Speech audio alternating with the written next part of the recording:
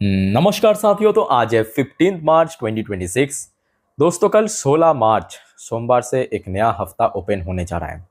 तो कल बाजार ओपन होने से पहले अभी निवेशक के मन पे फिर से डर का माहौल कि कल क्या होगा, कल क्या गिरेगा, गिरेगा तो कहाँ तक गिरेगा, या मार्केट बहुत वोलेटाइल रहेगा, या मार्केट रिकवर कर जाएगा। बहुत सारे क्वेरीज, बहुत सारे कन्फ्यूजन।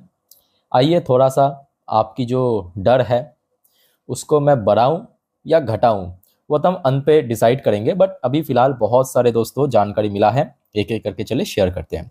अंत तक जरूर देखना, सारे वाइटल है, ठीक है। अच्छा, सबसे पहले दोस्तों हम शुरुआत करेंगे आज दोपहर, मतलब आज दिन की पहली वीडियो में मैं आपको आज दोपहर की ये अपडेट शेयर किया था। ये पहला टाइम देखिए, क्योंकि अभी टाइम बहुत इंपॉर्टेंट है। ऐसा मैं क्यों कह रहा हूं, क्योंकि देखिए जैसे कि ये जो अपडेट आया था मनी कंट्रोल की वेबसाइट में, आप देख सकते हो ये एग्जैक्टली 4 बजे के आसपास।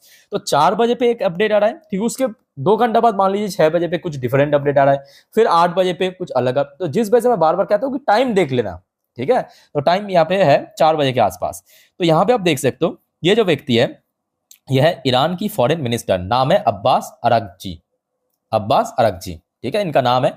तो इन्होंने हमने देखा था कि अपने एक कमेंट में कहा था कि Iran welcome initiative for complete end to war से फॉरेन मिनिस्टर अब्बास अरागची। अच्छा, पहले मैं आपको थोड़ा सा इनका जो एग्जैक्टली स्टेटमेंट पढ़ के सुनाता हूं तो आपको बेटर यहाँ पे क्लैरिटी मिल जाएगा। तो इन्होंने बेसिकली रेउटर को जो मीडिया ब्रीफिंग में इन्होंने कहा था, Tehran welcome any initiative that leads to a complete end to the war. तो ये स्टेटमेंट आने के बाद देखिए निवेशक मंडली के अंदर थोड़ा सा खुशी का माहौल था कि ठीक है, ईरान अभी थोड़ा थोड़ा एग्री कर रहा है। हो सकता है कि ऑफिशियली सीज फायर या ऑफिशियली सरेंडर नहीं हुआ, बट थोड़ा थोड़ा एग्री तो कर रहा है ना, तो मार्केट के लिए उतना भी थोड़ा बहुत कह सकते हो कि चल जाएगा। मतलब खराब स्थिति से तो थोड़ा बेटर। और यहाँ पे आप पूछेंगे क्यों कहा था, ऑलरेडी आपको मैं एक्सप्लेन कर चुका हूं। क्योंकि कल हमने देखा था यूएस की तरफ से जो ईरान की एक बहुत ही वैल्यूएबल एसेट्स यानी खर्ग आइलैंड की जो मिलिट्री बेस है, 90 लोकेशन पे बॉम्बार्डमेंट किया था। और साथ में ट्रम्प ने यह भी धमकी दी कि अगर आगे और ज्यादा एग्रेशन दिखाया ईरान ने, तो कर्ग आइलैंड जो कि एक बहुत बड़ी 80-90% प्रोडक्शन होता है ईरान की जो क्रूड ऑयल की, उस पे हम करेंगे, ठीक है। तो उसके बाद तो सबको ही लगा था कि ठीक है, ईरान हो सकता है कि अभी थोड़ा थोड़ा एग्री करने लगा, क्योंकि फॉरेन जो मिनिस्टर है ईरान के, उनके स्टेटमेंट से तो वही समझ आ रहा था, ठीक है। अब ये जो व्यक्ति है ना अब्बास अराजी, इनके अंदर ट्रम्प वाली बीमारी घुस गया। ये 4 बजे की अपडेट है। अब आइए, ये हो गया आपका रात 10:52 का अपडेट, एकदम ताजा खबर आपको मैं दिखा रहा हूँ। देखिए 11 बजे के आसपास अपडेट, ठीक है, रात की। लाइव मिंट की वेबसाइट ने शेयर किया था। तो यहाँ पे question mark, Iran want deal to end war, Abbas Araghchi pushes back to Trump claim says never ask for ceasefire. भाई हमने कब कहा कि सीज फायर हो जाएगा, वॉर खत्म हो जाएगा। मैं कह रहा हूँ ये जो ट्रम्प है ना, इसको तो पूरे दुनिया जानते हैं, आप लोग भी पहचानते हो, मैं भी पहचानता हूँ। ये हमेशा पलट जाता है। इनका जो थोड़ा सा बीमारी है, मुझे लगता है कि ईरान की जो ये फॉरेन मिनिस्टर्स हैं उनके भीतर भी आ चुका है थोड़ा थोड़ा। आपको क्या लगता है इस बारे में, कमेंट करके बताइए। तो एग्जैक्टली इन्होंने क्या कहा अपने ठीक एक स्टेटमेंट की लगभग 3-4 घंटे बाद, इन्होंने अब कह रहा है कि देखिए, Iran foreign minister Abbas Araghchi push back on US President Donald Trump stance that Tehran want a deal to end war। ये तो कहा था, यहाँ पे भी मेंशन किया। He said on Sunday that Iran was not interested in talk with the United States। साथ में देखिए उसके ठीक बाद इन्होंने एक और इंटरव्यू में कहा, We are stable and strong enough। हम लोग स्टेबल भी है एंड काफी मजबूत भी है। We are only defending our people। Araghchi told एक मीडिया को, ठीक है, फेस द नेशन।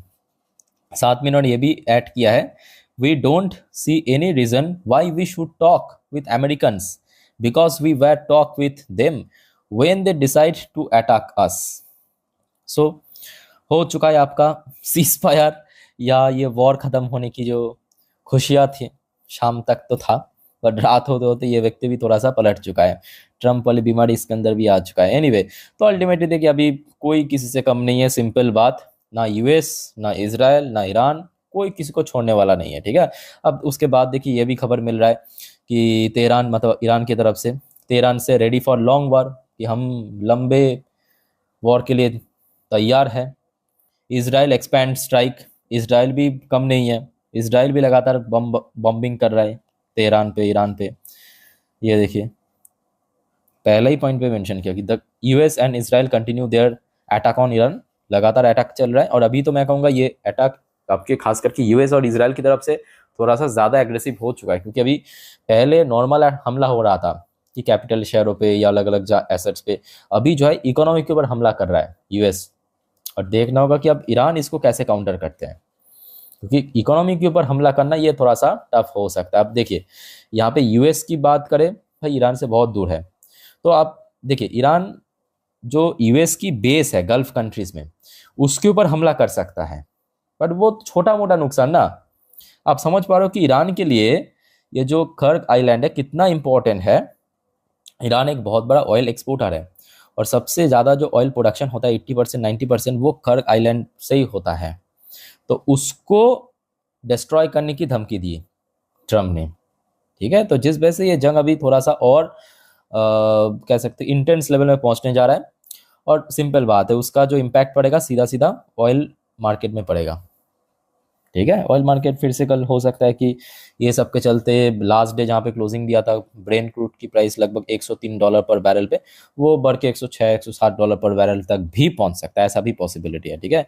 दूसरी तरफ से देखिए आपके इसराइल भी कम नहीं है। यहाँ पे जो सुनने को मिल रहा है कि drone target Kuwait international airport, radar system damage. तो अभी ईरान की तरफ से भी लगातार बॉम्बिंग चल रहा है, जहाँ जहाँ पे मतलब कुवैत पे या दुबई पे, सऊदी पे, यूएई पे, जहाँ जहाँ पे आपके यूएस की जो मिलिट्री बेस है उस सबको टारगेट किया जा रहा है, निशाना किया जा रहा है। जो रडार सिस्टम है यूएस की वहाँ पे, ठीक है, निगरानी करने के लिए उसको भी डैमेज किया जा रहा है। दूसरी तरफ अब देखिए इसराइल की तरफ से भी ये खबर आई, ये लाइव अपडेट आप देख सकते हो, ये रात अभी ये वीडियो रिकॉर्ड करो, एकदम लाइव अपडेट चल रहा है। Israel warn its military campaign in Iran could continues for 2 to 3 weeks, से 1000 ऑफ टारगेट रिमेन। तो इसराइल ने भी अभी कह दिया कि ईरान के अंदर अभी हजारों के ऊपर टारगेट बाकी है, ठीक है, वो अगले 2-3 हफ्तों से हम फोड़ेंगे। और उसके साथ साथ इसराइल की तरफ से दोस्तों एक और एग्रेसिव एक्शन लिया गया है कि Iran approve $827 million emergency defence budget amid ongoing Iran war. इस वॉर के कारण इमीडिएट मतलब कह सकते हो कि इसराइल की जो पार्लियामेंट है ना, वहाँ पे $827 मिलियन की जो इमरजेंसी डिफेंस फंड उसके लिए अप्रूव कर दिया है। तो मतलब एक बात पक्का है कि ये वॉर दोस्तों इमीडिएटली तो खत्म नहीं हो रहा है। इमीडिएटली मतलब अगले 2-3 दिन में तो खत्म नहीं हो रहा है। हो सकता है कि और 1 हफ्ता खींच जाए, 2 हफ्ता खींच जाए, 3 हफ्ता खींच जाए, कुछ भी हो सकता है, बट इमीडिएटली मतलब अगले 2-3 दिन में तो बहुत कम चांस ही लग रहा है ये वॉर खत्म होने का। बाकी दोस्तों इस बारे में आप लोगों का क्या विचार है, कमेंट करके बताइए। मतलब और कितना दिन ये आगे एक्सटेंड कर सकता है ये वॉर आपके हिसाब से।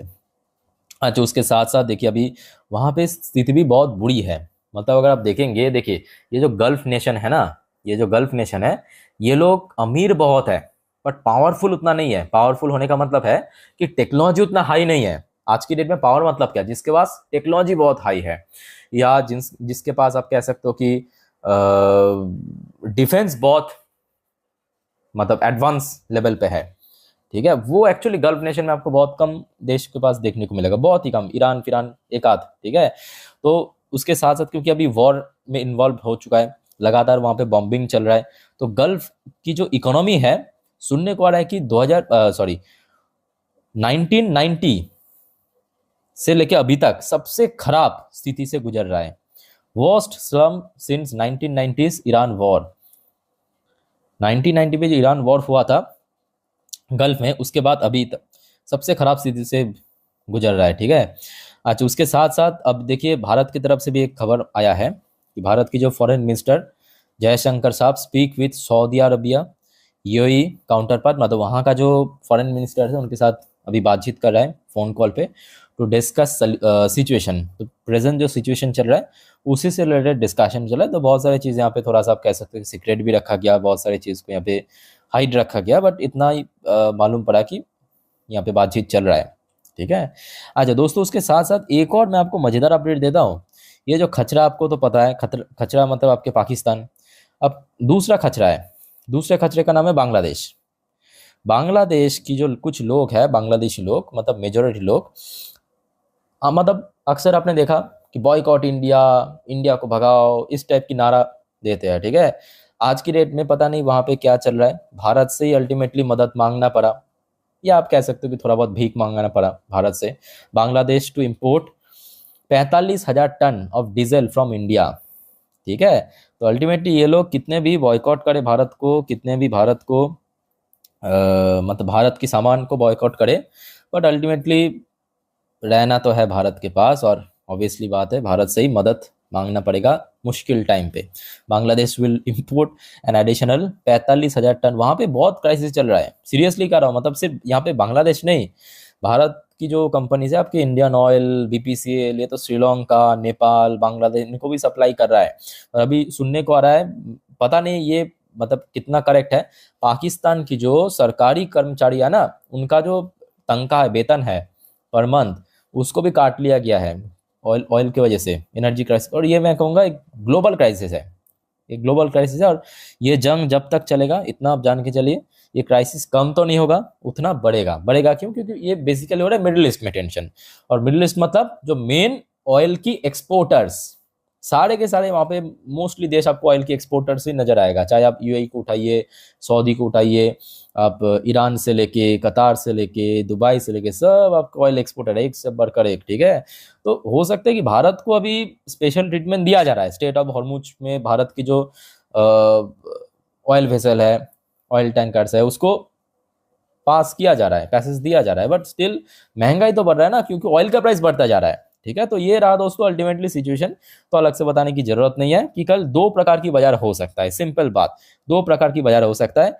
एक तो high volatile market, HV high volatile market, दूसरा माइल्ड करेक्शन, करेक्शन होगा बट उतना ज़्यादा नहीं, उतना ज़्यादा नहीं। इसलिए भी कह रहा हूँ मैं आपको, देखिए लास्ट वीडियो में भी उस बारे में जानकारी दिया था, ये वाली वीडियो में आई थिंक आप लोगों ने देखा, नहीं देखा तो एक बार चेकआउट करके ना, वहाँ पे डिटेल में मैं समझा दिया, ठीक है। और चैनल पे विजिट करने के बाद दोस्तों एक बार सब्सक्राइब भी कर लेना फटाफट। अच्छा, तो जो आपको मैं कह रहा था कि देखिए निफ्टी 50 ऑलरेडी गिर चुका है, और गिरने के बाद जो RSI इंडेक्स है ना, RSI इंडेक्स वो 24 पे पहुंच चुका है, मतलब ओवरसोल्ड जोन पे पहुंच चुका है। तो इमीडिएटली बहुत ज़्यादा एकदम गिरना कह सकते हो कि थोड़ा टफ होगा, बट थोड़ा सा वीकनेस, आधा परसेंट, 0.25%, इतना वीकनेस भी हो सकता है। अब देखो उसके साथ साथ ये भी फैक्ट है, मैं कहूँगा कि ये जो अपडेट आपको मैं दे रहा हूँ ईरान की तरफ से, इजराइल की तरफ से, US की तरफ से, ये अभी की अपडेट है। कल सुबह होते होते डिफरेंट सिचुएशन भी हो सकता है, क्योंकि देखिए आज की डेट में माहौल इतना ज्यादा अनप्रिडिक्टेबल हो चुका है कि किसी को पता नहीं है कि अगले 2 घंटे में क्या होगा।